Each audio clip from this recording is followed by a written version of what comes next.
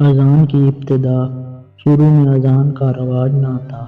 مسلمان وقت کا اندازہ کر کے خود بخود نماز کے لیے جمع ہو جاتے تھے، لیکن جلد ہی یہ ضرورت محسوس کی گئی کہ اہل اسلام کو وقت نماز سے آگاہ کرنے کا انتظار کرنا چاہیے تاکہ سب مسلمان مل کر ایک وقت پر نماز ادا کر سکیں۔ حضور صلی اللہ علیہ وسلم نے صحابہ اکرام سے مشورہ کیا۔ مختلف تجویز پیش ہوئیں۔ کسی نے تجویز پیش کی کہ بلند مقام پر آگ روشن کر دیا جایا کرے، جیسے مجوسیوں میں دستور ہے۔ کسی نے رائے دی کہ سنگ بجایا جایا کرے، جیسا کہ یہودیوں کا معمول ہے۔ کسی نے مشورہ دیا کہ ناقوس گھنٹی بجایا جایا کرے، جیسا کہ انصاریوں کا طریقہ ہے۔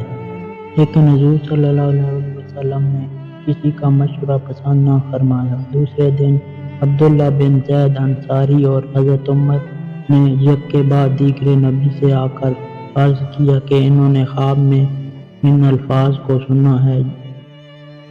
یہ وہی الفاظ تھے جو آج کل اذان میں کہے جاتے ہیں۔ چنانچہ حضرت عمر نے اذان کی تجویز پیش کی، جسے حضرت محمد صلی اللہ علیہ وسلم نے قبول فرمایا اور حضرت بلال کو مؤذن مأمور فرمایا۔